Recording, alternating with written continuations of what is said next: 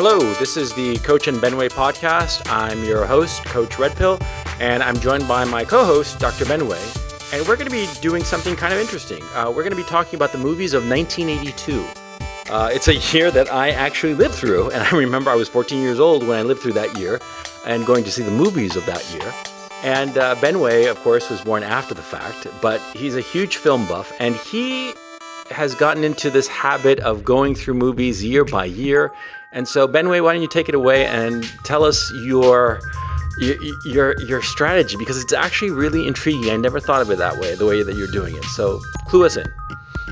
Yeah, so I was on vacation the past few weeks from work, and girlfriend's in town and everything, and was just looking for a way to watch movies in an interesting way. And what I wanted to do, and this lineup was sort of conceived a few years ago. People recognize, hey, in the summer of '82, the collection of sort of summer blockbuster movies were so high quality and so meaty that together, if you look at like on a week by week basis, like, the amount of staying power you had was off the charts, astronomical. And I had seen most of these movies before, but I never really saw them together in a back-to-back showing. So I wanted to actually go through that and have that experience. And what was surprising to me was not just how good they each were individually, but just together how weighty they were and how meaty, that summer blockbuster movies are. I mean, these are the popcorn superhero movies that we have today back, now what was it, 35 years ago or so. And it's just so good. They held up so strongly. And when I started this list, I used the Alamo Drafthouse Summer of '82 lineup. And I'll list through what they are. And then as Coach and I were talking, we may add a few more of what we want to talk about, but just to get you in the mind of what I've been watching the past few days, starting out, Conan the Barbarian, The Road Warrior, also known as Mad Max 2, for those of you outside the United States, Rocky 3, Poltergeist, Star Trek 2, The Wrath of Khan, E.T., The Thing, Tron, and also Blade Runner. And we threw in as well, because it came out in the fall of that time, but we were interested in seeing it anyway, Halloween 3. Yeah. And there's even more out there. But, just as I go through that list, if you haven't seen these movies, you've definitely heard them, and you've seen them referenced in the culture. And like over the course of 8 weeks, these movies came out. Yeah, it is astronomical. Yeah, because I'm looking actually at the Box Office Mojo list that ranks them all the movies that appeared. I put them by their opening day, right? And some of them are movies that everybody's forgotten, like I don't know. Okay, there's Shoot the Moon. Which one was that? That sounds vaguely vaguely, I sort of like remember it. But there was Das Boot. There was Quest for Fire. Oh, Quest for Fire. That was a big movie at that time. One from the Heart. That was the end of Francis Coppola. Let me see. Diner. Richard Pryor, Live on the Sunset Strip. Porky's. Victoria. That was a great picture. That was a really good picture. I mean, James Garner was fantastic in it. So when you fill me in and like, because the problem is that guys who are listening to us, right? We actually had like a semi-long conversation about this shit, right? Before, and then we're like, hey, we should record a podcast about it. Oh yeah, okay, let's not talk about it anymore. And now that we're actually recording it, we're sort of like tongue-tied and sounding like fucking idiots. Believe me, yesterday when we were discussing this, we sounded so fucking smart. Okay, so just take our word for it. We were fucking geniuses of film analysis. Well, I will, because what I was going to go in order, but I'll jump around to kind of what conversation we had yesterday. Starting with, funny enough, the one that I would say is lower on my list in terms of what I'd watch and memorize again, even though I think it's great, was Rocky 3.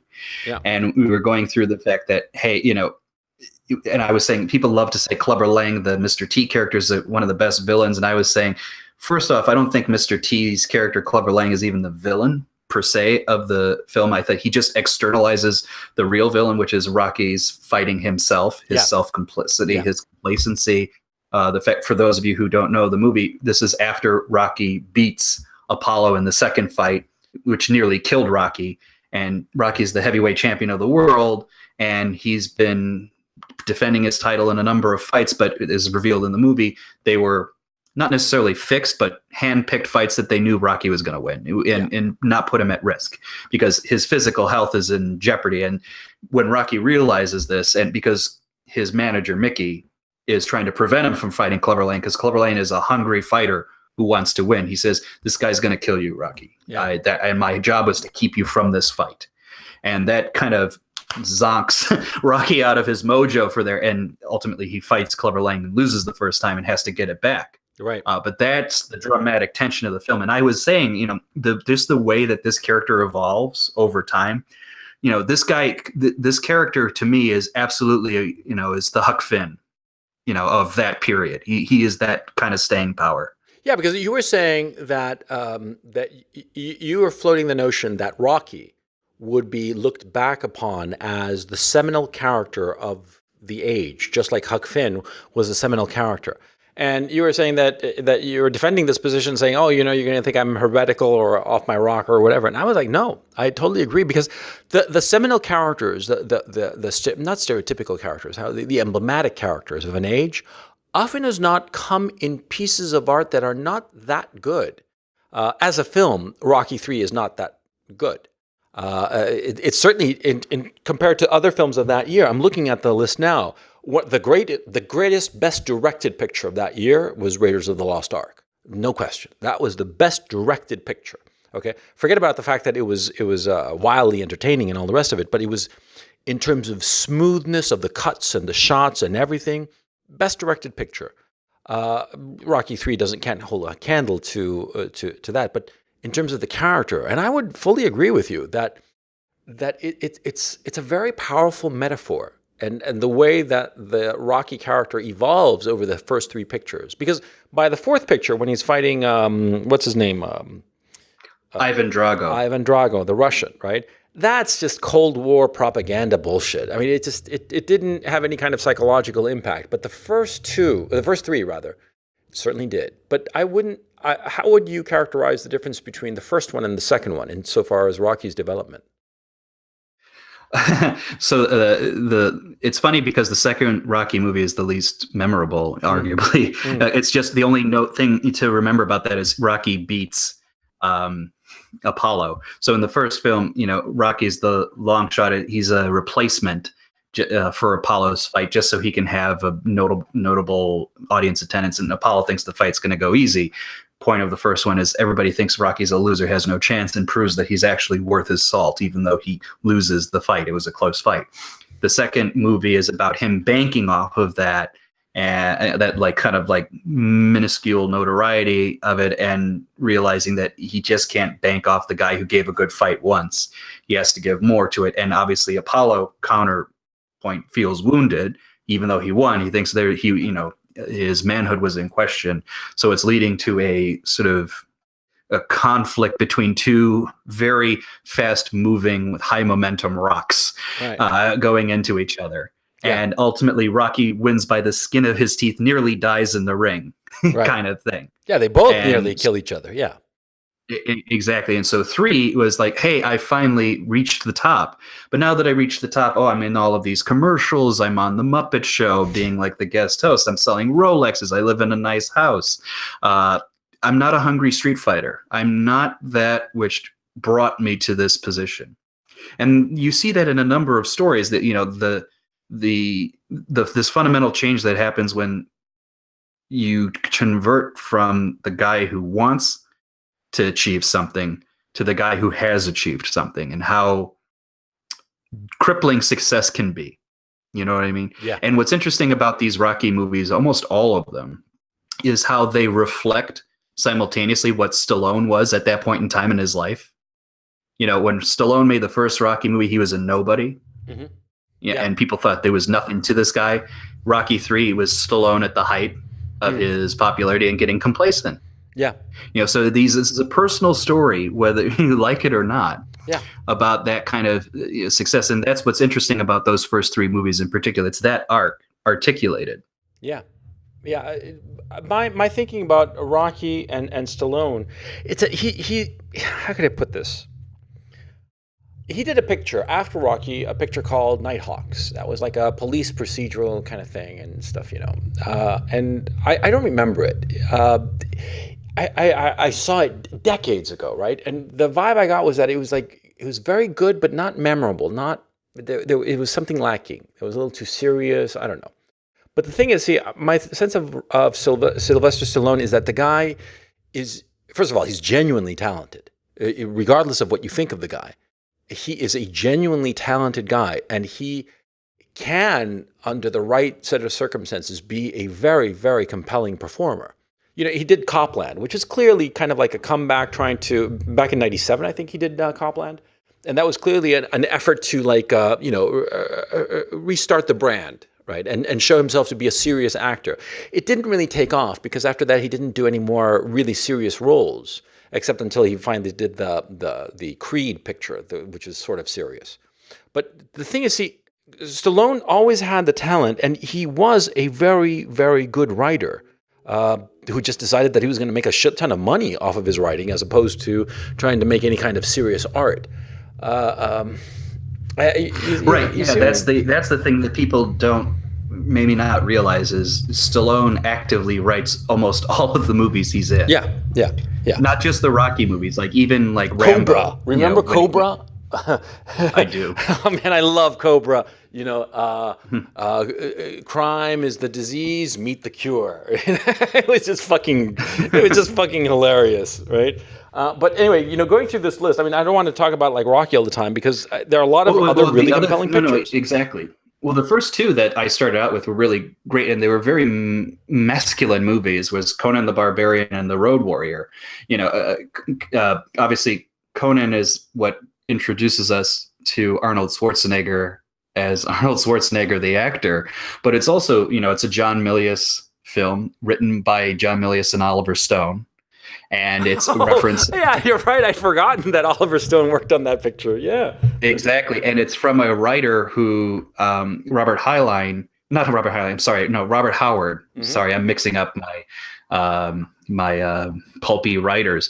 Robert E. Howard wrote literally his whole idea, and you see it in this movie, whether they knew that was the point or not, was to say, look, the barbarous nature of the man is what really drives his energy, his creativity, his vitality in the world. Civilization is, ironically enough, a destructive, force, it pussifies you. Yeah. And funny enough, there's a lot of, I have these books, there's written letter exchanges between him and H.P. Lovecraft, because they were, correspondence friends on this topic, with Highline saying, no, it's the brutish, barbarous nature, because he was a guy who grew up in the Texas wastelands, versus H.P. Lovecraft, who was the as someone described, the preserved in amber, the blue bloodlines of the Puritan England. Yeah. New England, excuse me.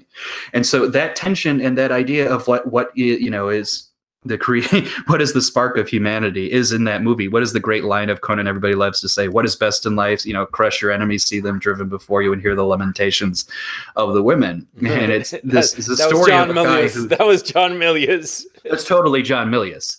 And this is a whole story about a guy who's, as a kid, his father is a sword maker, tells him about his religion and being able to fight to protect yourself is the only thing in this world you can trust. His whole family is destroyed by James Earl Jones, this leader of the snake cult, who is just out for bloody murder, and he grows up in misery and eventually gathers the strength not only to defeat this snake cult and James Earl Jones, but also at the end of the movie, which I think, I'm cutting to the chase, but like what's amazing is the ending of the movie where the movie could have ended with him getting his revenge, but it really ends with him doing the right thing, which is beyond revenge, actually doing, destroying this cult from ever corrupting, the lives of people again. He burns the building down.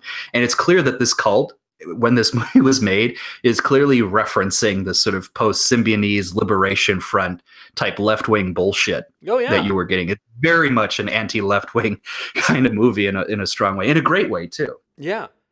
Another thing I'm doing is I'm looking over the list, and there's something that it's so obvious, but I hadn't noticed it. You had three Steven Spielberg pictures this year, and they were all great pictures. There was E.T., there was Raiders of the Lost Ark, and there was Poltergeist, which I hadn't realized because everybody knows that Poltergeist was nominally directed by Tobe Hooper, but he was so coked out of his mind, and it was originally written by Steven Spielberg and produced by Steven Spielberg that Spielberg eventually had to just step in and direct the fucking thing himself, and Tobe Hooper was just, just a. Or the word is that he was a bit of a disaster on that picture. But be that as it may, everybody knows that Poltergeist was pretty much directed by Spielberg.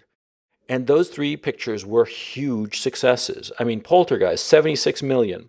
E.T., 359 million. This is in 1982 dollars, okay? That's comfortably over the $1 billion mark if it were today in the United States. Easily, I would guess. Then the Raiders of the Lost Ark was only... What? It says they're $21 million. That doesn't sound right. Well, because Raiders of the Lost Ark technically is 81, so you're probably seeing spillover. Oh, you're right. Okay, my mistake. Wait, it was released in 81? Oh, my mistake. It was actually. Yeah, my mistake because I thought it was because it was a reissue. Okay, my mistake. Sorry about that. But still, the guy had a banner year. It's just the year before. I mean, that's still a good run to do back to back. Yeah, astonishing. You were saying that E.T. doesn't stand up. Well, but here's the thing. Both Poltergeist and E.T. to me, I see they're good movies. I actually see E.T.'s kind of a great movie. But what I get mostly out of this is what seeing them together helps articulate. E.T. to me, in and of itself, I always say, oh, it is a great movie. It's a touching movie. I can see why the family would love it.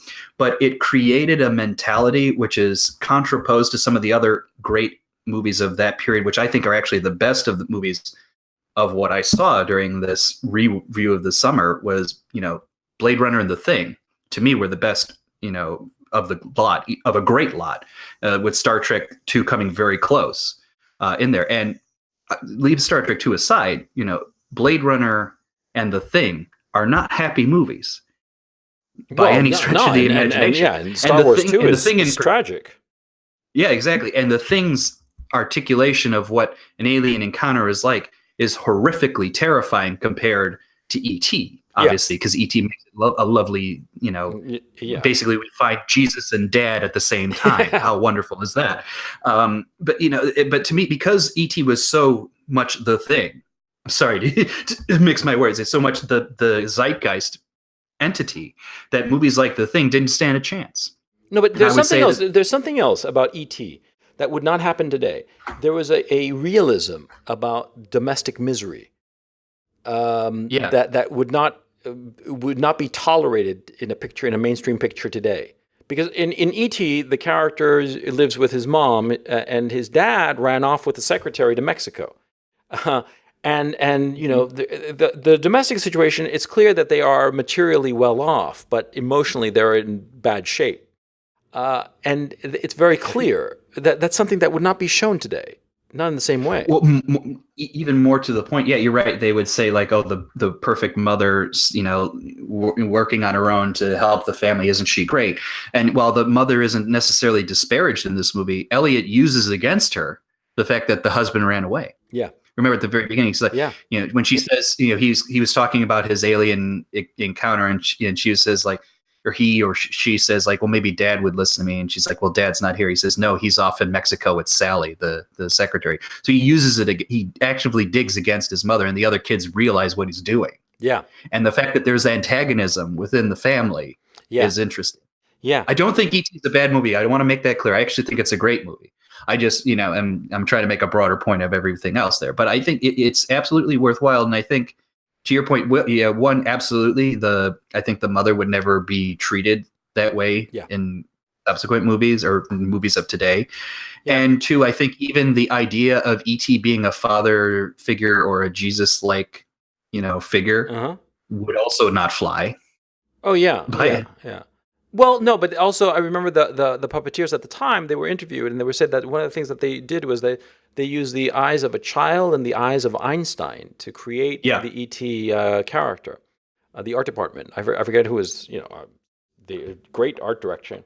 But what's interesting to me is that E.T. and a lot of these pictures that were set in the contemporary world, is that what we were talking about the other day about new Hollywood pictures, about the domestic reality, the kitchen sink reality of the people, that vibe spread through into the more high concept movies. See, because you have this domestic disputes in E.T. You have the domestic situation of Poltergeist, and you have a certain realism. Even in Rocky III, if you think about it, there's a certain kind of kitchen sink realism of the new Hollywood that bled through into these movies, into these the mainstream pictures. That was really interesting. Because that's the other thing to mention. Like all of these movies, for my money, are clearly the '80s movies. The New Hollywood era is over. These are the '80 movies. At '82, it's like I'd say by '81, it's like the break off had already happened. But to your point, it's not like it's completely alien to each other. They still have the legacy. Rocky III being the most obvious because its successors, particularly the original Rocky, are new Hollywood films. So it's not surprising that it carries it. But even films that in theory shouldn't carry it or that wouldn't carry it, Poltergeist, E.T., like we said, they articulate that. In Poltergeist in particular, I give it credit. The impetus behind the dramatic tension, obviously the Poltergeist haunting of this family. Mm-hmm. Everybody knows who watched the movie that it's buried on top, or the houses were built on top of a cemetery and the bodies weren't even moved. They just moved the tombstones. Right. Why is it haunting this particular family as opposed to anybody else in there? Well, what's very clear is that the father, the patriarch of this family, was the retail agent who sold like 40% of the properties. Yeah. He's the guy most complicit in getting asses into this area and disrupting, the sacred ground of the cemetery.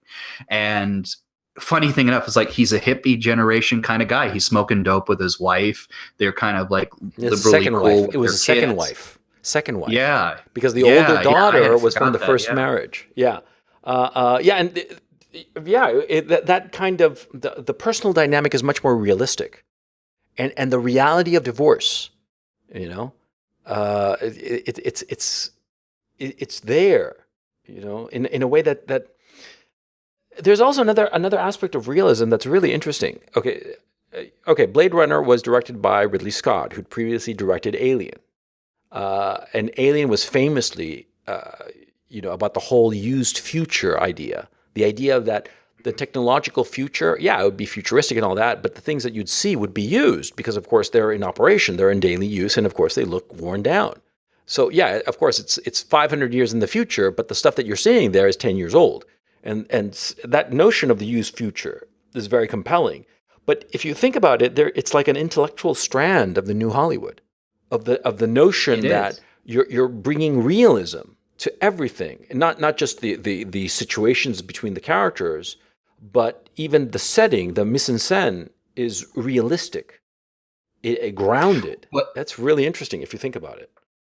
It is, and you even see it into Star Trek, because the original Star Trek was very much the clean future. Everybody has the pristine, not military uniforms. We're all explorers. Star Trek 2, no, it's a fucking military show. Their naval ranks and officers is basically Horatio Hornblower in space, and these guys are acting like officers, and they're being trained as officers, which is different from the previous Star Trek, to the point where I think even Gene Roddenberry had heartburn over what was going on in this. And it's funny enough thinking about this now, because it's probably thought of as the pinnacle of what Star Trek, the pinnacle Star Trek story in a lot of ways. Yeah, and going into Star Trek II, The Wrath of Khan, which is, first of all the Star Trek pictures, it was the best written, best villain, and best motivated villain in the figure of Khan. And Ricardo Montalban was just astonishing. It was a brilliant performance. And I think also it's sort of tragic because you see the great movie star he could have been, okay? Because he was a successful actor, a very successful actor. Fantasy Island made his fortune. Good on him. But he had the chops to be a great actor. I mean, toe-to-toe with any great actor you could name him, but he just didn't have the role. And in Wrath of Khan, he got the role. It was just incredible. Remember that scene that he's like, he's like sitting in the bridge of one of the ships, and he's saying, buried alive, and it was, and it totally gets the goat Yeah. of William Shatner. Of Yeah, Kirk. Oh, that's where you get the screaming Khan, and then you get, what Mercado Montalban's what they describe as the evil orgasm he has after realizing he's bested Kirk. yeah, yeah. Yeah, no, it's funny because I saw an interview on the Blu-ray that I have with Hmm. Nicholas Mayer, who was the director of this movie. He said, "Look, he thought Ricardo was great. He said, Ricardo, you should be King. You should play King Lear Yeah. in the stage." And Ricardo said, "Nah, my accent, blah blah blah blah blah." But he said, and he said he regretted that he never did that. But he absolutely had the chops to do it, and that's what's interesting about this film. It's above him. It's Star Trek is certainly the center piece of the story. It is a Star Trek story. They don't, besmirch the name of Star Trek. They respect Star Trek. That's why you brought back Khan as opposed to creating a new villain. Yeah. But it sort of jumps into the stratosphere above the constraints of Star Trek. Look, it's all of our visions and talk and discussion about Star Trek too. It's all colored by the great scene of Spock's death. Okay, now by the way, we should have said this before. If you haven't, this is all spoiler, and so we're just assuming everybody knows these pictures. If you don't know Spock dies at the end of Star Trek 2, fuck you. I'm sorry. By now you should figure it out. Yeah, that scene and it is the greatest scene of that year. I don't think that there is a scene that comes close to it. And the scene that I mentioned to you, and I started mentioning it to you, and you immediately agreed. The moment when Captain Kirk gets there to where to the capsule where the radiation has killed Spock, and he bangs on the window, and Spock is just like sitting there dying, and he stands up and he straightens his uniform. And that, I remember at the time that I watched it, and every time I've seen it since, I thought that simple gesture was so incredibly profound. In that one gesture, you knew exactly who Spock was in a way that 20 pages of exposition and dialogue and flashbacks and Citizen Kane bullshit would never come close. It was just that simple, single move. I mean, it really is extraordinary. I mean, and I know you agree. I agree, and I would say like what's interesting about that movie in particular, I would say of all the movies, that's the best structured. It's like there's no light, excessiveness in the film. Everything is leading up to this point, and the movie has set up the pins perfectly for that scene to knock them down. Yeah, as it were. So what's the whole point of the movie is about getting old to a certain extent, especially for Kirk, who's now an admiral. He doesn't want to be. He would rather be a captain of a ship hot in the action. But one of the things he's been latching onto is that I never had to face a no-win scenario. In fact, when they tested me on the no-win scenario in school, in the cadet school, I beat it by cheating and breaking the system because I never lose. And then this was a no-win scenario against Khan, who had basically wounded him severely, but Kirk managed to get out of it, only to realize that the only way he was going to get out of it is to lose Spock, which outside of the Enterprise is Kirk's wife. Let's not kid ourselves. Yeah, that's his most significant relationship. And so Spock, being elegant about it and managing to save the ship, says, "No, Kirk, you don't have a no-win scenario in this one." Yeah, I'm sorry, you don't escape the no-win scenario. yeah. What I always liked about the Kirk Spock situation was that there was no rivalry. See, if it were written today, they would be rivaling and jockeying for position. But see, Spock was perfectly content and fulfilled to be the science officer and first mate or executive officer. He didn't have a problem with that. Today, it would have been the source of conflict. And the writers, I can tell you right away, the writers' room, they would have been like, oh yeah, so they're like constantly fighting, and that's the source of the drama of the movie, and they're undercutting it. And that was the Star Trek, the 2009 remake was that. They were fighting. Oh yeah. And they even and just so you know, spoilers to anybody who didn't see it, the second film in the new Star Trek series, Into Darkness, is basically the Khan story retold, and they just flip things around. Like it's Kirk who dies at the engine room, and Spock, screeches Khan and starts beating Khan to a bloody pulp. Yeah, so that's how the story is reduced. Rather than Spock, the logical being of science, he's jumping on platforms, beating the shit out of Khan because he's sad that Kirk's dead, but not really. Yeah. That's kind of how Star Trek got reduced to in those Well, J.J. those Abrams subsequent films. is just, I think that he's such a pathetic director because He even said in an interview, it was amazing. He says, "I don't think I was smart enough for Star Trek," and I said, "We know, JJ, we know." we know. Yeah, I find him so pathetic because he's incredibly talented. He really is. But he consistently refuses to create an original story. He just regurgitates the shit of the past. And he doesn't have any conception as to why something worked. I genuinely think that he is a sociopath in the strictest sense of lacking any kind of empathy. Okay, he's technically proficient, but he doesn't understand the human costs and consequences of things. So he just repeats and regurgitates what worked before. You know, I mean, that's what he did in Star Trek. That's what he did in Star Wars.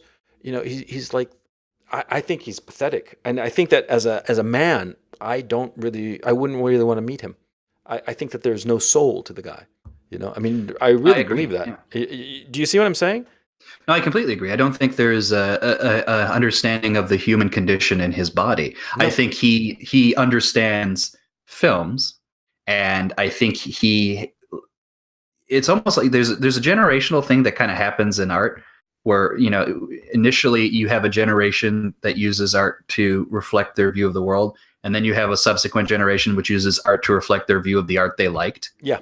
And that's how they kind of come across things. J.J. Abrams seems to me the epitome of that. He's making art of the movies he liked as a kid, and all of it is a reference of that. And what is alienated from that is the connection to the human underpinning, which created the art that he liked in the first place. Yeah. Yeah. No, I don't like him. I mean, the more time passes, the more I dislike him. At first I thought, oh, you know, he's just being chintzy of just like regurgitating previous plots. But now it's just icky, distasteful. Weirdly it feels like necrophilia, you know? Yeah. Yes, kind of does. And I always have this reaction to every single one of his movies that I see, which was when I initially watch it, I'm like, okay, in the heat of the moment, yeah, it works. I'm entertained. And as soon as it's over and I start leaving the theater and I think about it, I get increasingly resentful and angry, and because I see obvious flaws in it. And then if I were to watch his movies a subsequent time, it just reaches hatred of saying, what the fuck did you do? Yeah. And I'm hatred at myself also for that initial like, oh yeah, this kind of works. Because that's almost like that epitomizes in physical form almost what I hate about movies today, which was that it's like that consumable. It's like, I just need you to be entertained for the 2 hours you're in the seat that one time, that opening weekend. Yeah. You know what I mean? Yeah. Well, getting back to the pictures of 1982, I'm looking at the list, and there's Victor Victoria, the Blake Edwards play that was turned into a movie. And it's a very good movie. It would never fly today. Do you agree? I mean, it's been a long time since I've seen it. That's where What's Her Face is playing a man and a woman at the same time, right? Yeah. It's James Garner and Julie Andrews, and she is a soprano singer, and she's not very successful. So she impersonates a man to be able to get a job, and she becomes and she impersonates a man to get a job, and then she starts she's impersonating a man, impersonating a woman. Okay. And it's really funny, you know, it's just like this, it's a sex comedy, and it's really, and I would say it's not even the best of that kind of story, because that year is also the year of Tootsie. When did Tootsie come out? 82. Yeah, no, I know, but I mean, what day? Because I'm looking at the list and I can't seem to find it. It would have been the end of the year because it's Oscar bait. December 82. December 17th. Oh, wait. Oh, yeah, because the list is just showing the first 100. December of 82, 48 Hours came out. Shit. The Verdict, Gandhi, Sophie's Choice, Tootsie, there we go. God, these are good pictures, you know? I mean, like, okay, I'm looking at the top, the 101, you know, starting in October 22nd, because it's this list. So you have wait, Creep Show. That was George Romero. They Call Me Bruce. Come Back to the Five and Dime. Jimmy Dean. Jimmy Dean. Which one was that? That's a Robert Altman movie. That's one of the more forgettable Robert Altman movies. I don't even know what it's about. Yeah. Still of the Night. I don't remember that what that one was. 48 Hours. Okay, this is like yeah, in December 12th. I mean, excuse me, December 10th. 48 Hours. The Verdict and Gandhi. They all and Sophie's Choice. They all came out the same weekend. Holy shit. That would have Yeah, been I guess that was Oscar Beatty year. Yeah. yeah, and then the next week it was Tootsie. I don't remember the Dark Crystal at all. Best Friends don't remember that. Trail of the Pink Dark Panther. Crystal. Dark Crystal is the Jim Henson uh, Muppet story. Well, it's not a Muppet movie, but it's his fantasy Yeah. story of the Gelfling and these bird-like creatures who have a crystal that Screw it. Who cares? Yeah, you don't care. Yeah, no, I don't. Do you? sort of, but it doesn't matter. Oh, tell me. I mean, what I would mean, you find interesting? like it's when I was well, first off, when I was a kid, I was more of a Labyrinth fan, but I appreciate Jim Henson's use of puppetry to tell a fantasy story in counterpoint to doing it either fully animated or fully CGI'd or something. That was a point when he tried to take his artistry very seriously, and I thought he more or less kind of succeeded in doing it. So I appreciate that Okay. element of it, but we don't need to go into super detail about it. No, well, the thing is, I'm looking over the list, and there's First Blood, which was the first Rambo picture, and Yep. that was a great picture. Although I actually saw it almost a year later in Chile.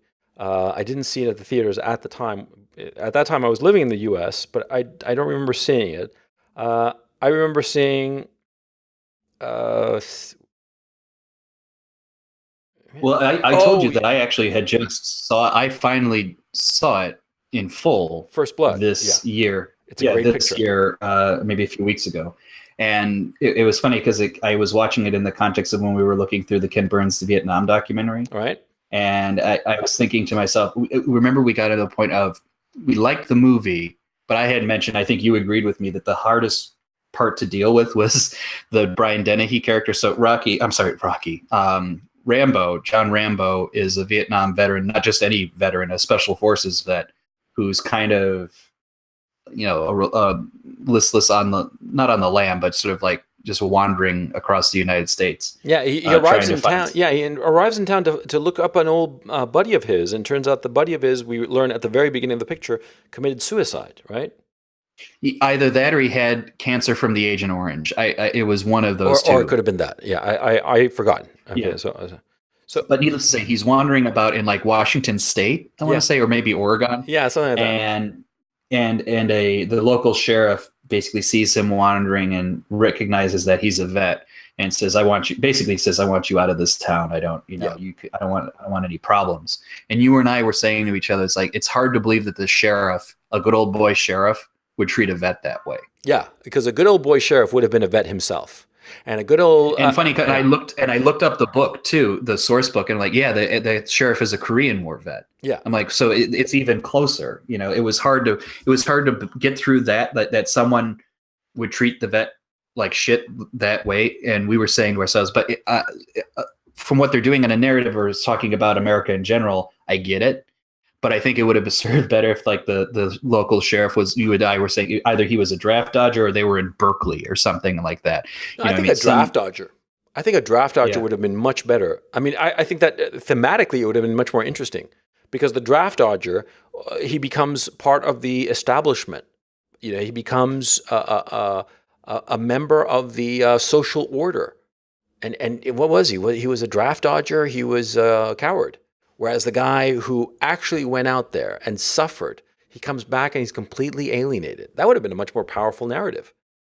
I mean, right, exactly. And even though, I agree with you. And the funny thing is, even though people have impressions of the Rambo movies as these heavy, crazy action movies, a lot of that is a result of the sequels. Yeah. That first one, although there is heavy action, there's meaning behind it, which is Rambo is so broken from the return of the society that the only structure he has left available to him is his military training. So he reverts back to the soldier. Yeah. In the woods. to Yeah, survive. but also the final sequence when he breaks down to the Richard Crenna character, who's his Right. former commanding officer, and he just Right. breaks down and talks about the misery of being a Vietnam vet. I mean, I think that we did discuss this on the podcast on the Vietnam War, so I'm not going to recap that. But it's We didn't so discuss it on the podcast. It was after the fact. We didn't record it. oh shit. Okay, well that happens. We should record everything we talk about anyway. What I found really it was so powerful, such a powerful breakdown scene because he wasn't effeminate like so many breakdown scenes would be today. Because like he talks about like one of his friends who was like playing with some children and one of the children gave him a grenade or blew him up or some shit like that. Okay, I mean Yeah. it was just like really powerful things. I mean shocking shit that would like Hmm. whoa Nelly kind of stuff, right? And it was I contrast it to the movies of today that would pathologize his problems. Oh, he's got PTSD. Poor thing. Yeah, here's a little, here's a little pill, a pill to wind you down from the PTSD. A little antipsychotic or what do they call the medication? The antidepressant. It Yeah. just seems so cheap. And by the way, I'm like looking at this right and this year, Sylvester Stallone did those two pictures. I didn't realize it. Rocky 3 and the First Blood pictures, right? And Rocky 3 was, well, a very successful picture. It was part of a franchise, so it's to be expected. But I don't think that people expected First Blood to be as successful as it was. No, and I don't think he had expected it to be a franchise either. I mean, the original version of the story has the character dying at Yeah, the end. He yeah, gets killed. yeah, And the audience hated it so much because they said we invested too much into this guy to see him die. And also Stallone said he didn't want to, even before they tested that audience, he didn't want that ending because he didn't want to tell the veterans that death was your only way out of this. yeah, yeah, yeah. And I'm looking at the other pictures. There's Personal Best, which was the Robert Downey picture. Now, Personal Best, man, Hmm. that was an adventurous picture, about competitive racing, running, and lesbians, basically. And it's really fucking wild if you think about it. And One from the Heart. Oh man, that was the death knell of poor Francis Ford And Coppola. I'm pretty sure One from the Heart was finished earlier. Yeah, And they just, like I told you before, they just shoved it off here just to forget about it kind of thing. yeah, poor guy. Well, no, they released it in February, and I know that he showed it for the first time around Thanksgiving of '81 in like a Radio City Music Hall, and it didn't go over well, and that must have hurt, and also it broke him financially, you know. But yeah, and Porky's that was a huge picture at the time, and it's really interesting. It was just one of those weird pictures that just hit it big, and spawned a couple of sequels that did far less business, and then the people responsible for it disappeared. Yeah, but There Gandhi. was isn't there a series? There was a series of these kind of high school movies around this time, Yeah, well, which I feel like were Fast were Times at heavily Ridgemont High. influenced. Yeah, Yeah, Fast Times at Ridgemont High, and like a few others about like kids losing their virginity and everything. It also felt like it was like you had Animal House in the late '70s, and everybody's like, we got to churn that crank and get as yeah. many of Well, those out. it led directly to the Corey pictures. The Corey Haim and Corey Feldman pictures. That came Right. right after this. They started coming out like '84, I want to say, '83, '84. Yeah. And then they were like they culminated with the Wild Boys, but there was also like License to Drive, I think it was called. I mean, there were several pictures like that. And The other movie. Oh, sorry. Go ahead. you say which other movie? The other movie that came out this time, which was on my list, I watched it and I was like, so I didn't know what to make of it. Was Tron? Oh yeah, Because it's a Disney movie and a guy goes into a video game world essentially. And I watched this movie and I honestly can't tell you that I know what the plot is. And I don't think anybody else really can outside of broad strokes. And I get that it's visually compelling, but I'm like, I don't even know what this is. It almost felt like a ride, like a video you would have on a ride at a Disney theme park, hmm as opposed to being an actual movie. And it's just there. And I don't know what to make of this thing. Like it has its points of interest, but as a story, I couldn't even really tell you why it matters. I don't know that it does matter as a story, but it was just this weird thing that's just there, and it's part of that culture of that year. And I don't know if you saw it or you had any thoughts about it. It was just the weirdest thing because I don't know how to process it. Well, the plot was very simple. He was trapped in this. It's a fish out of water story, right? So the Jeff Bridges character is trapped in the world of Tron, and Tron is another character, as a matter of fact. And his goal, I mean, Jeff Bridges' goal is to get out of this trap. And the problem is that the master control program controls the ability to get in and out of basically the Matrix, because that's what it is. It's never called anything, but it's basically the Matrix.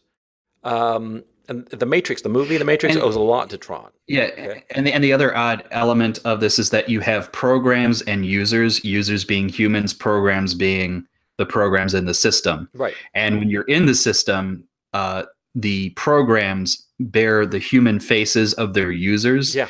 Except Jeff Bridges, who is a human that's transplanted into the because program because of a laser. It's fucking ridiculous. Yeah, of course. I mean, yeah, come on. I mean, it's a silly movie. Yeah, this laser that digitizes him and beams. I mean, and destroys his body basically, and beams him into the world of Tron. You know, into this Matrix, right?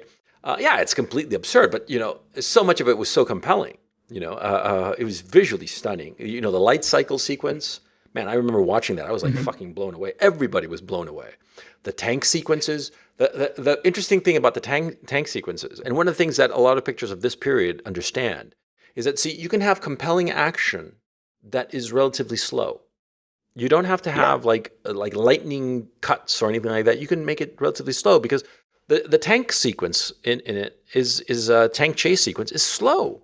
It is a slow sequence, but it's really nerve-wracking, okay? Or at least I remember it as such at the time that I saw it. No, it is. It is. It's very compelling. Yeah. But you got to keep in mind, see, it was a Disney picture, and Disney, like we said before, I've said before, Disney is about toys, okay? And it uses movies as advertisements for its games. And Tron, the movie, was really the advertisement for a very expensive arcade game called Tron, which was basically 4 games in one. And there was the light cycle sequence, there was a tank sequence, and a couple of others I forgot.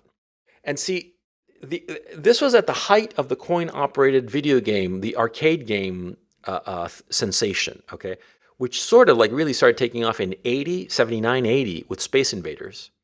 And then really started taking off with Asteroid and then Defender, and then like in 81, and into 82, I mean, I plugged in countless dollars into the coin-operated machines because remember, it was 25 cents a pop, 25 cents a game, okay? So it was very different from games of today where you just turn it on and hit play and you play a new game.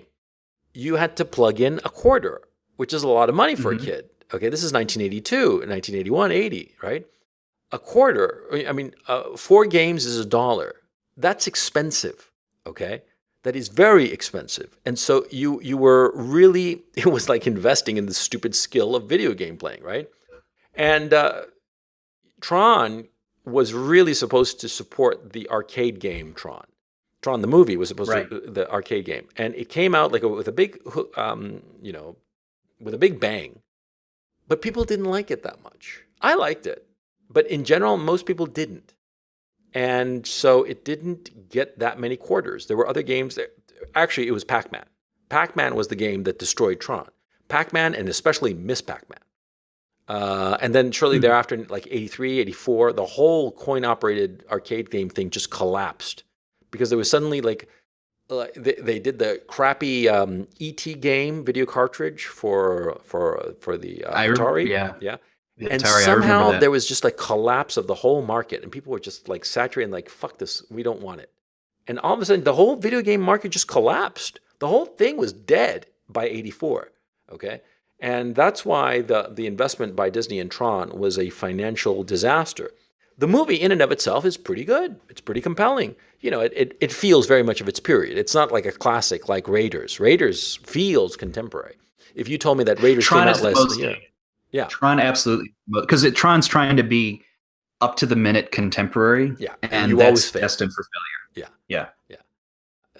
The other film I wanted to just give credit to as well that I watched, which we didn't, is The Road Warrior, which was the middle of the Mad Max movies. Right. And that was also interesting. Is that it's funny enough because that's predicting the future, the post, and it's applicable to us in our discussion, the post, the post neoliberal world, as it were, Yeah. and what the tribalism of the world collapses into in the aftermath of that. And that's a movie that's obviously it's a road movie, but it's like just nonstop action, and it's just a very compelling story and characters. And what's interesting about this is because the director George Miller made a fourth film to this series recently, Fury Road, which is well loved to the point where people think it's better than The Road Warrior. But as I was watching this again, comparing and contrasting to the other films in the series, and then also contemporarily, I am convinced that The Road Warrior is still the superior movie to the latest success of Fury Road. Because what is Fury Road about? Basically, it's rescuing bride women from this evil patriarchal creature. And Max is along for the ride. And there's no sympathy for the patriarchal creature. It's just a disgusting enemy. And it's a woman's film to a large extent. Road Warrior has a villain to it. It's the Lord Humongous and his tribe. But even though they're villainous in the way they act, they are not unsympathetic because they're just tribes fighting for their survival. And there are moments of humanity even within that. And that's what I appreciated more than anything else. It's like that it still takes that moment to say, like, when Lord Humongous tries to comfort and subdue one of his subordinates after like a feral kid hits his twink boy in the head with a boomerang and kills him. He's like, "Oh, we all lost someone, my friend. But we'll get to them, but we'll do it my way. I understand your pain and everything." That's not fake emotion. That's not fake opinion. Doesn't matter. It's a legitimate, compelling narrative, and I appreciated that. And it may just be going off on a tangent, but I just wanted to give a little shekels to the to the Road Warrior, which I think is also a great movie. Well, it's the thing is what you're emphasizing, what you're pointing out there is how the villains have a humanity to them that contemporary movies do not. Contemporary movies, the villains are like robotic, and their motives are, how can I put it? They lack motive. I think that's the basic problem. They lack a motive, and so they do things, and you're unclear as to why they would be doing such a thing, but they're doing them. And so you just react to them. The heroes react to them, and the villain is just malevolent. There's no goal. And there's no possibility that the villain might have a legitimate goal. There's never that sense. Which of course makes it so that you will never have great art. Never, okay? Because in Shakespeare's case, for instance, the Shakespearean drama, the villains have a motivation. In the case of some villains, like Iago, for instance, the motivation is very obscure and can be a subject to interpretation, and very interesting interpretation, like Othello, the Othello movie that was with Kenneth Branagh playing Iago, and he played him gay. And that was interesting, that basically Iago lusted after Othello and was jealous of what's her name, of the wife, and I know who you're talking about. Her name is slipping my mind right now. Desdemona. Yeah, Desdemona. And yeah, it was really okay. What I'm saying is that, see, in the past, in other and certainly in the pictures of this year, the villains had a humanity, had a motivation. Even if it was a relatively base motivation, like Khan's motivation was revenge. But you understood, and when he spoke of his wife, he spoke of her lovingly. And there was a clear sense that he had within him the power, the capacity for great love. But like, for instance, the Emperor Snoke, or Snopes, or Snoke, I forget. Snoke. Yeah, I love that you thought it was Snopes. The Emperor Snopes, the fact-checking evil leader of the galaxy. Yeah, exactly. Yeah, well, him, he's just a monster. He's just an evil monster, and there's no clear motivation to him. Okay, none at all. And go through the other movies. I mean, it's pretty easy to find them that none of them have a motivation, and yet the pictures here, the Wrath of Khan, Yeah, like you were saying about Clubber Lang. Clubber Lang is the hungry fighter who wants a shot at the title, just like Rocky. And he even says that at some point, you used to be hungry too, you know. And Clubber Lang is hungry and he wants to win. And Precisely. yeah, it was clear motivation and a noble motivation. But it's like he was Rocky. He's basically Rocky 6 years earlier, 7 years earlier. Yeah, but here's the thing: contemporary movies, unlike the pictures of 1982, refuse to grant humanity to the antagonist. They refuse to look at the hurts and feelings of the antagonists in the stories that they're creating and grant them humanity and dignity and respect. And so they just become punching bags. And it's so pathetic. It's so pathetic. Movies are just worse and worse because we're seeing this interesting motivation in these pictures from 1982. And these were the popcorn movies of the time. They're not like the Oscar baiting pictures. I mean, neither you nor I have even mentioned the Oscar bait Gandhi, which ultimately won, because it was a fucking boring picture. It was stupid. It was like I think Pauline Kael had the best summary of it, which was, after watching that movie, I felt like the British after India, exhausted and ready to go home. Yeah. It was just a trivial picture. It's a dull movie. I talked to Indian friends about it. They hate it too. They're like, "Oh my god, why would we?" I mean, I get why. I mean, it's the movie you should give an Oscar to. That's the like best Sophie's way Choice. Yeah, Sophie's Choice. Another piece of shit movie that you're supposed to be like.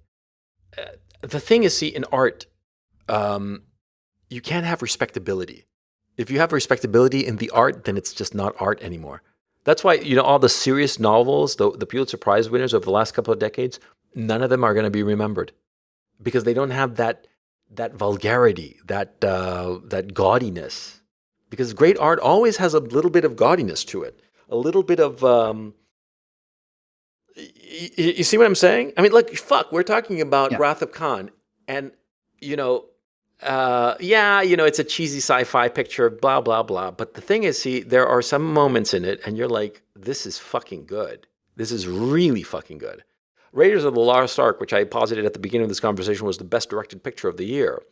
Yeah, it's a bubblegum picture, just popcorn picture, just no thought in its empty little head. But oh man, it gets the fucking job done. I mean, and done right. It's a pure entertainment in a way that pictures today dream of being. Well, that's the thing. You can't just eat your vegetables with a meal. You need a little bit of red meat. Yeah, as it were. And these movies got the red meat, but they also got the vegetables in a certain regard. They had, like I said, weight to them. They took themselves seriously enough, I would say. That's the best way of saying it. Seriously enough. Well, I think that the only serious picture that was sort of good was The Verdict. But I don't remember it that well. Did you see it? Well, you did, and I remember it fondly. And the thing is, The Verdict is a David Mamet written piece. Yeah, that's true. And so and David Mamet, whenever he tells you about his writing, it's all action and motivation based, which is, what is the action doing with regards to giving the character what he wants or she wants and moving it forward. That's a way of thinking about writing which is different from your typical like art house kind of, let me chew on the scenery or chew on the verbiage or what have you. No. That's not how it operates. And so The Verdict, while still fundamentally being a courtroom drama and about a man's redemptiveness or redemptive story arc, is still fundamentally almost operating like an action movie in that regard. Mm-hmm. It's like there's point A to point B to point C to point D that we need to get to here. Yeah. So, that's probably a little bit too tactical of the description of it, but Verdict is also a movie I recommend those seeing. It's basically Paul Newman is a lawyer on behalf of a woman who is turned into a persistent vegetative state because her anesthesiologist at the hospital, because I think she was pregnant at the time, basically gave her an injection of anesthesia after she had recently eaten, and she vomited into her mask and basically choked to effectively death. Yeah. And her, like I said, persistent vegetative state, and it's in a Catholic hospital. So he's suing them not for the sake of, when he starts out, not for the sake of punishing them, but for the sake of getting a settlement that will pay him off, and he'll never have to work again because he is a washed out lawyer. And eventually he comes to realize he actually needs to defend this woman, and his motivations become clearer and purer over time as a result of this. But I don't want to go into a full plot summary, but I just want to give a sense of why. I think was it a good picture? It was a very good picture. Okay, it was Sidney Lumet, but I can't recall. Sidney Lumet, Paul Newman, Jack Warden, what's her face, Charlotte Charlotte Rampling, and a few others in there. It was really good. It's a minimalist picture is the best way to describe it. It still feels like a 70s New Hollywood picture that kind of lingered on and got released in 82. Yeah. But well, again, going back to it, the thing I want to do is come to conclusions about art and looking back on pictures that were released 36 years ago, right? And there are pictures that we've all seen and we love and appreciate, and yeah, looking at all of them all together, it's astonishing the wealth of material. Yeah, because there's I'm looking at the list. There's Annie, there's Road Warrior, Dead Men Don't Wear Plaid, the Steve Martin picture, Rocky 3. Which one is the Escape Artist? I don't remember that one. Then Star Trek 2, and followed by Poltergeist, and followed a couple of weeks later by E.T. Then Grease 2, which was the debut of what's her face? Well, it's not a memorable picture, but it's memorable because of her. Michelle Pfeiffer, yeah. There is Firefox, which was that Clint Eastwood picture, which was basically ripped off and turned into The Hunt for Red October by Tom Clancy. Blade Runner, The Thing, Monty Python, Live at the Hollywood Bowl. Oh, Live at the Hollywood Bowl. No, I don't remember that. Tron. It was just a live performance show. Raiders. No, that was a re-release. Oh, A Midsummer Night's Sex Comedy, the Woody Allen picture. Yep. Yeah, I never saw that one. Did you? Nope. Yeah. Best Little Whorehouse in Texas. I remember that picture. I was dying to see it because I just see tits. I was 14. The World According to Garp. That was a weird picture. And it got me because of that movie. I didn't see it at the time, but I saw the thing. But because of it, I bought the book. And in point of fact, I bought it, the paperback. I bought the paperback, and it had the cover. The cover of the paperback was the movie poster. It had Robin Williams in the role of Garp. And years later, I would actually watch the movie Garp, and it's just totally wrong. It was a bad adaptation of the picture. An Officer and a Gentleman. Now that's New Hollywood. That's a New Hollywood picture. Yeah. Well, it's funny because I always just associate it for its ending, which feels so 80s to me, which is, Richard Gere. Triumphalist. Yeah, Triumphalist. Richard Gere pulls Barbara Hershey. Deborah Winger. No, Deborah Winger. Deborah Winger always, and Barbara Hershey I mix up too often. I'm sorry about that. But he picks up Deborah Winger, and then, what is it like? That isn't Love Lifts Us Up Where We Belong? Yeah, or It is. That's the song. Yeah, that's the song. Yeah, that's and they're all clapping, and yeah. It was very like steel mill kind of Bruce Springsteen kind of thing, Yeah. Because this, by the way, this was the year of the only truly good Bruce Springsteen album, Nebraska, because everything else that Bruce Springsteen has ever done has been corporatist and.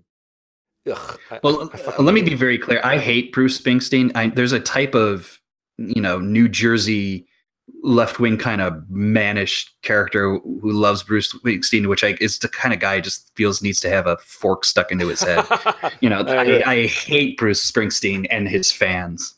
Yeah, well, I think that he's insincere. I think that he's just a money grubber, and I just don't like him. And his bullshit about like he's all about the music and shit like that. Fuck that. He's all about the accolades and the prizes and stuff like that. And everybody says that, he's done such great albums. Okay, like I listened to Born to Run finally, right? 1975 album. It's shit. It sounds like shitty 70s rock. Not even good rock, okay? I mean, and some of the songs, man, they're ripping off other songs. I could recognize Billy Don't Be a Hero in one of the tunes on Born to Run, and I was like, what the fuck, man? It's a bullshit album. The guy's bullshit, okay? The only thing that he did that was good was Nebraska. Okay, because he wrote like a series of acoustic songs and he was going to turn them into a produced album. But he tried to do it, record it with his band, the so-called E Street Band, which was supposed to be so great, which was really shitty. And, you know, they were just a bar band. I mean, they weren't like musicians that you can take seriously, right? And so, you know, he tried to turn those tunes into something more produced. But he realized, thankfully, that the demos were better than the produced songs, okay? And it was the only decent album that he ever put out, right? It's all like stripped down acoustic guitar and vocals, and really, really good. And the original version of Born in the USA, not the Reagan-esque anthem that he came out, was written during those sessions. And the original Born in the USA is fucking haunting. It's really powerful. And that's the thing. The original Born in the USA was a haunting tune of loss, of just being fucked up. It was just a really profound song. And instead of releasing that version, he turned around and released the bubblegum pop song, big anthemic tune that was so Reagan-esque, right? And he kept criticizing Reagan and all that, but he just fit right in. He was just bombastic and full of shit. And Officer and a Gentleman, the ending, yeah, because most of the movie is New Hollywood.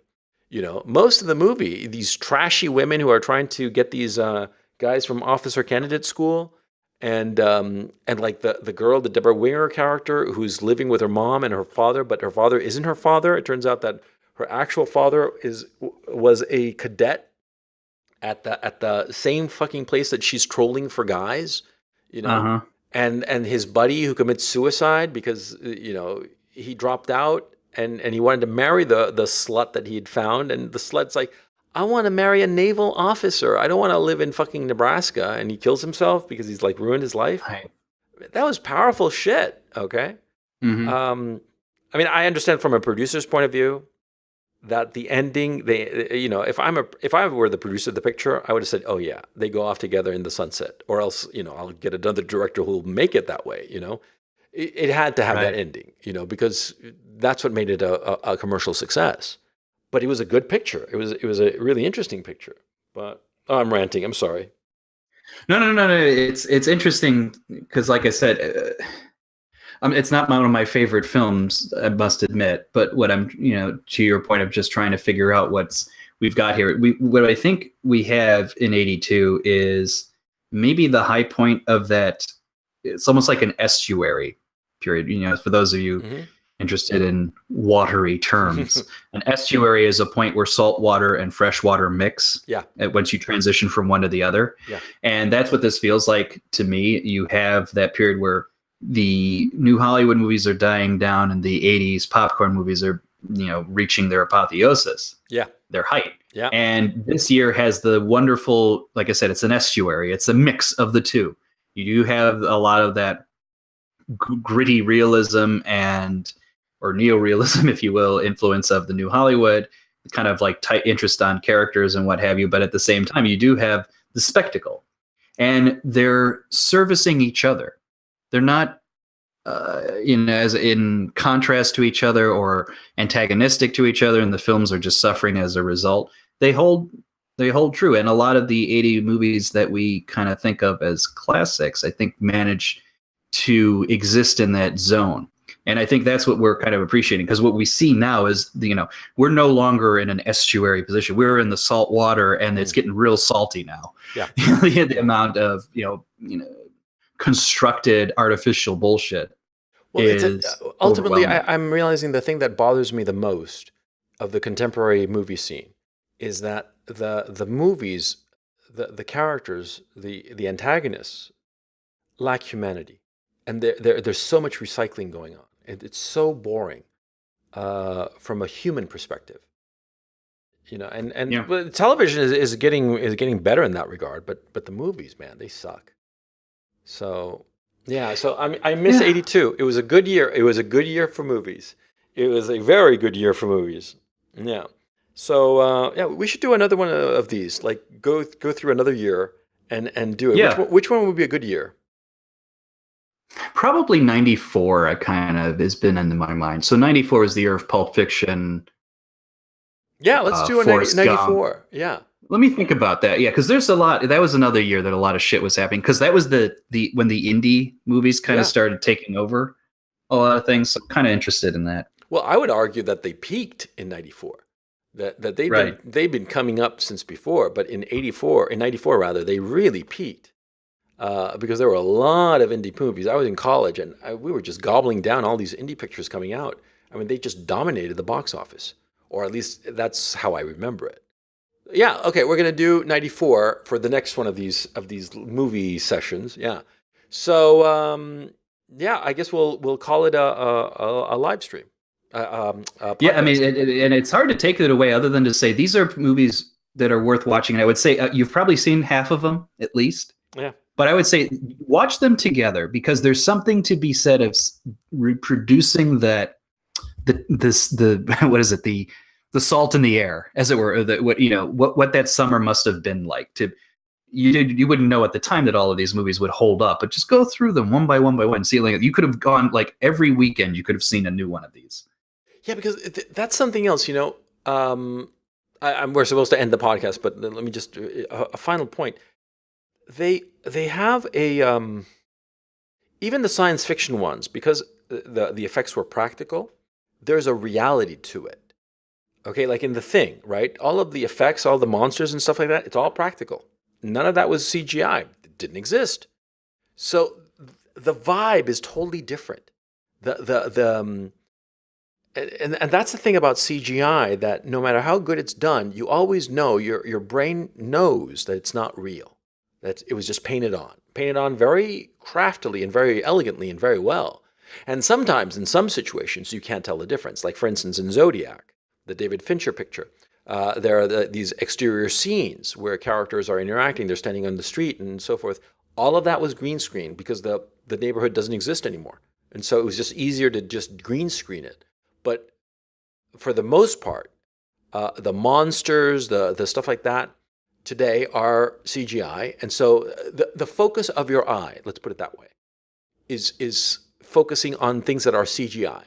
And so no matter how well done, your eye always recognizes that it's not real, because your eye is exceedingly good at picking up details of unreality. But all of the details in these pictures, the monsters in The Thing, everything, it's real. The ship battles in Star Trek, the ET himself, Yeah, even the Conan stuff. Exactly, the Road Warrior cars are actually crashing. yeah, Yeah, yeah. and, They're all crashing. It's all real. Nothing computer generated. and to really sell this home, if you have the time and the wherewithal, watch the original Thing and then watch the 2011 prequel to the Thing. The story it tells about what happened at the Norwegian camp.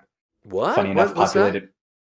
So they remade the Thing, or they did a prequel to the Thing in 2011 Really? called The Thing. Uh-huh. And the story is set at the Norwegian camp, which ironically enough has like half the people who aren't even fucking Norwegian. And it says what happens there. And they originally were doing the movie with practical effects, as they said that was one of the things they wanted to be true to the film. And the studio had said, put it in CGI, it looks better. And it just looks terrible. Yeah. So it's just a whole bunch of rushed CGI, and they have more interesting mutationary effects, but it's just hollow. You can tell this is just bullshit, and the story isn't horrendously bad, but it's just not as good. You can see how the CGI is amplifying any problems you would have with the story. Yeah. Because that's another thing. All of these stories, all these movies, even Tron. I mean, you didn't quite make heads or tails of it, but Tron actually has a good story. It makes logical sense, and most of the other ones are very good stories in terms of story, in terms of motivation and action, and how one influences the other.